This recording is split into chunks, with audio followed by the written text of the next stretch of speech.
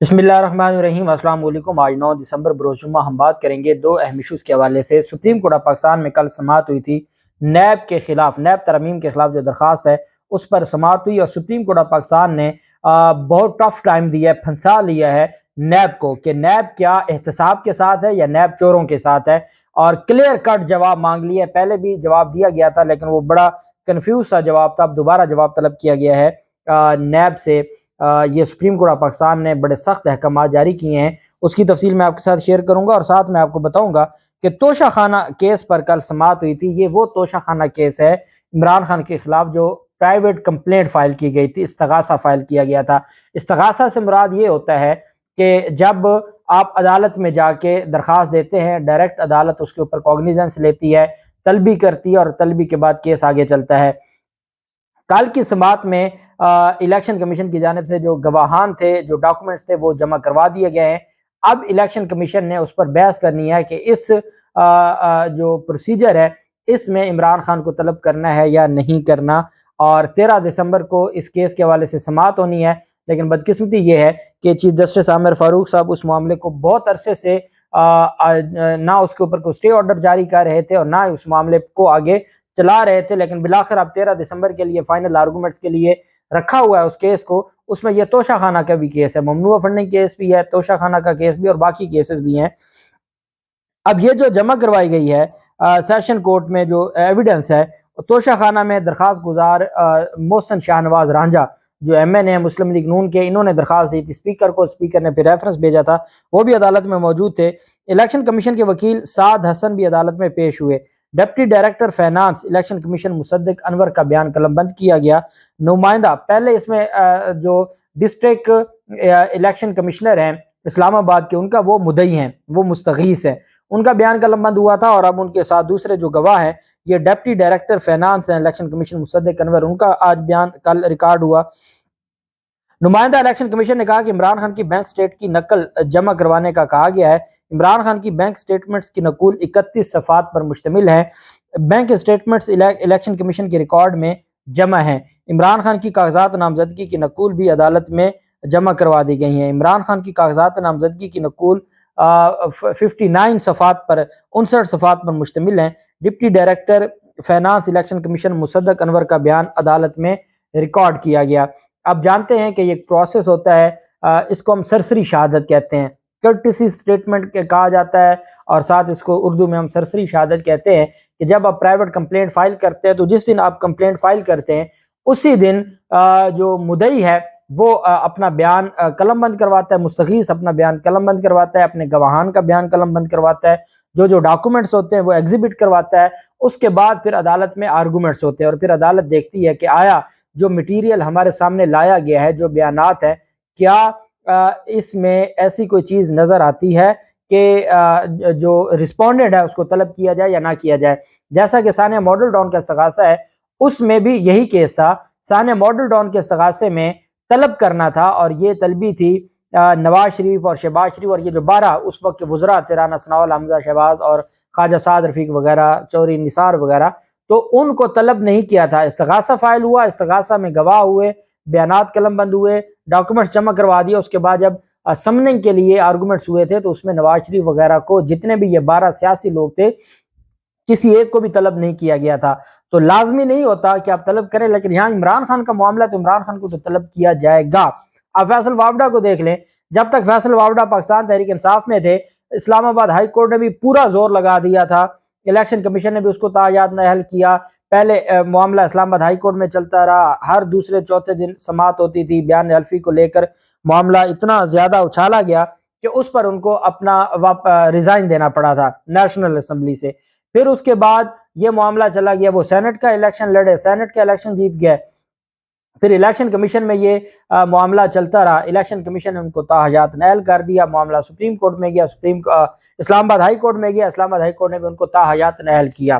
Court के जज बात सुनने को तैयार नहीं थे, लेकिन जैसे ही उन्होंने पाकिस्तान तहरीक इंसाफ को छोड़ा तो फिर उसके बाद मामला ठीक हो गए और उनकी जो ताहयात नाअहली थी वो भी खत्म हो गई। उसके बाद उनको जो एक रिलीफ दिया, जो बड़ा रिलीफ ये था کہ ان کو کہا کہ آپ سینٹ کے لیے اہل ہیں، آپ دوبارہ سینیٹر بن جائیں گے، آپ کا جو وہ سارے نوٹیفکیشن جو نیا الیکشن تھا، نثار کھوڑو جیتا تھا، وہ سارا ختم، آپ سینیٹر بنیں گے اور آپ پھر عدالت میں یہ بیان دے دیں کہ ہاں جی آپ اس سے ریزائن دیں گے۔ جیسے یہ کون سا ریزائن ہے اور یہ کیا، یا تو آپ ان کو تاحیات رہنے دیں۔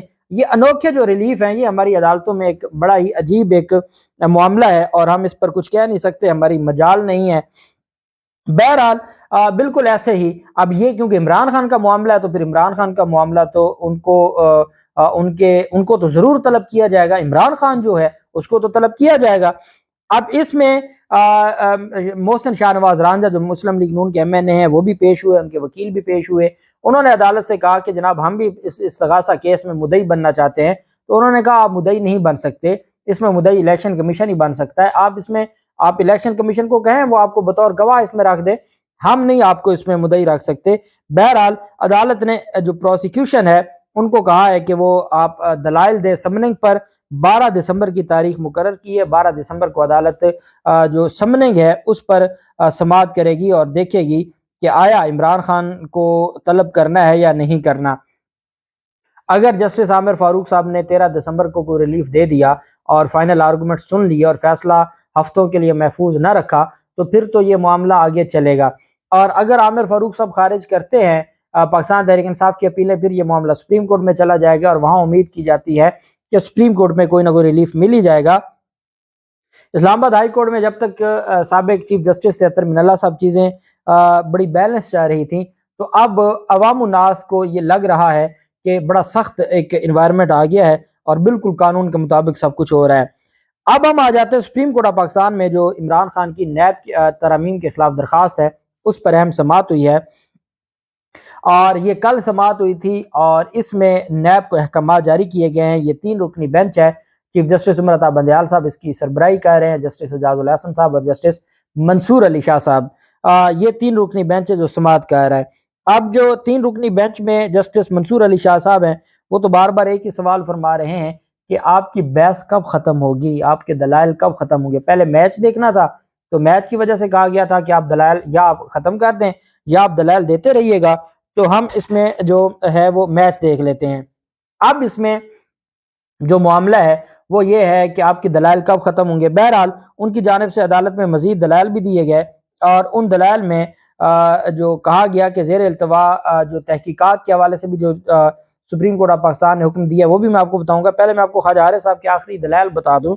خواجہ عارف صاحب نے اپنے دلائل میں کہا کہ سپریم کورٹ ماضی میں بھی قانون سازی کی ہدایت دے چکی ہے، بعض فیصلوں میں عدالت نے مجوزہ قوانین کا مسودہ بھی پارلیمان کو دیا۔ قوانین کا مسودہ تو مجھے یاد نہیں ہے، لیکن میں نے یہ دیکھا تھا کہ جب نواز شریف کو بیرون ملک بھیجنا تھا تو بیان حلفی کا مسودہ عدالت نے دیا تھا کہ اس طرح کا بیان حلفی 50 روپے والے اسٹامپ پہ نکلوا لیں۔ بہرحال خواجہ عارف صاحب نے کہا کہ ماضی میں قانون سازی کی ہدایت دے چکی ہے عدالت، اور اس میں مثال دی کہ جیسے آرمی چیف کے حوالے سے، آرمی چیف کی جو مدت ملازمت ہے اور ایکسٹینشن ہے اس پر بھی سپریم کورٹ آف پاکستان نے ڈائریکشن دی تھی کہ آپ اس پر قانون سازی کریں اور پارلیمنٹ کو ڈائریکشن دی گئی تھی۔ اس کا مطلب یہ ہے کہ سپریم کورٹ ڈائریکشن دے سکتی ہے، اور یہی وجہ ہے کہ انہوں نے کہا کہ ماضی میں بھی ایسا ہوتا رہا، بعض فیصلوں میں عدالت نے مجوزہ قوانین کا مسودہ بھی پارلیمان کو دیا۔ نیب ترمیم سے وہ کیسز بھی دوبارہ کھلیں گے جن میں فیصلے ہو چکے ہیں۔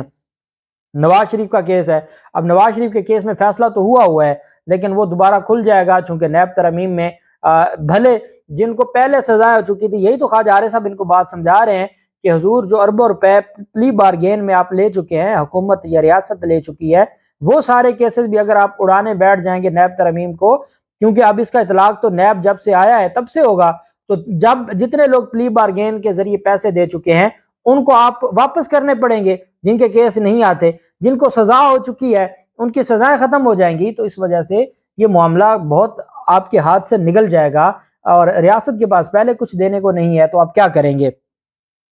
یہی بات خواجہ عارف صاحب نے کہی کہ نیب ترمیم سے وہ کیسز بھی دوبارہ کھلیں گے جن میں عدالتیں فیصلے کر چکی ہیں۔ خواجہ عارف صاحب نے کہا کہ جو NRO کیس تھا اس میں بھی جو سپریم کورٹ آف پاکستان ہے انہوں نے صرف وہ مقدمات دوبارہ کھلے تھے جو آرڈیننس سے بند ہوئے تھے۔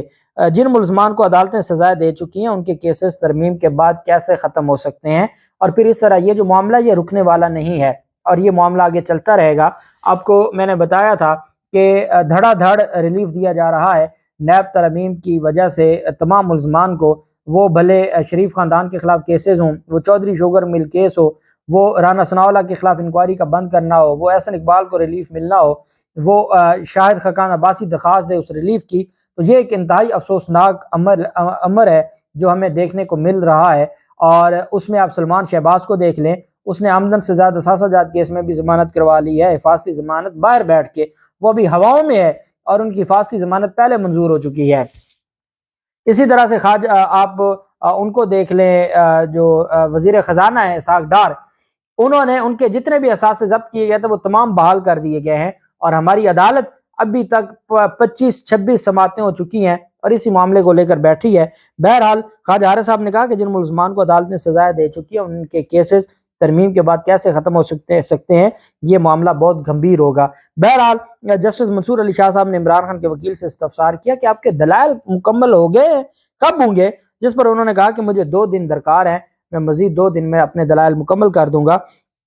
عدالت عظمیٰ نے کہا کہ جی ٹھیک ہے، اس پر ہم نیب کو حکم جاری کر دیتے ہیں، کیونکہ جو وکیل تھے مخدوم محمد علی خان، جو وکیل ہیں ریاست کے اور حکومت کے، شہباز شریف حکومت کے جو وکیل ہیں، مختوم صاحب نے کہا کہ اس میں آپ نیب سے دوبارہ وضاحت پوچھ لیں، نیب ترامیم کی حمایت کرتی ہے یا نہیں۔ پہلے انہوں نے ایک مشکوک سا جواب دیا تھا، تو سپریم کورٹ آف پاکستان نے حکم دیا کہ نیب سے تحریری جواب مانگتے ہوئے کہا کہ واضح بتایا جائے کہ نیب ان ترامیم کی حمایت کرتا ہے یا نہیں کرتا۔ ترامیم کی حمایت کرے گا تو اس کا مطلب ہے نیب احتساب نہیں چاہتا، مخالفت کرے گا تو کیسے اپنی امپورٹڈ حکومت کی مخالفت کیسے کر سکتا ہے۔ دوسرا، عدالت نے یہ بھی کہا کہ زیر التوا تحقیقات میں مقدمات کی مالیت کی تفصیلات بھی طلب کر لیں، اور یہ مختوم علی خان صاحب کی طرف سے یہ فرمائش تھی کہ ان سے جواب طلب کر لیا جائے، وہ جواب طلب کیا گیا ہے۔ عدالت نے کہا ہے کہ جی سوموار کو اب سماعت ہوگی، خواجہ حارث صاحب 2 دن میں اپنے دلائل مکمل کریں گے، اور مختوم علی خان صاحب جنوری سے، اگلے سال کی جنوری سے اپنے دلائل شروع کریں گے۔ اور کون جیتا ہے تیری زلف کے سر ہونے تک، یہ پتہ نہیں جو نیب ترمیم کا معاملہ ہے یہ کب تک آگے چلے گا۔ اللہ پاک پاکستان کا حامی و ناصر ہو۔ بہت شکریہ، اللہ حافظ، پاکستان زندہ باد۔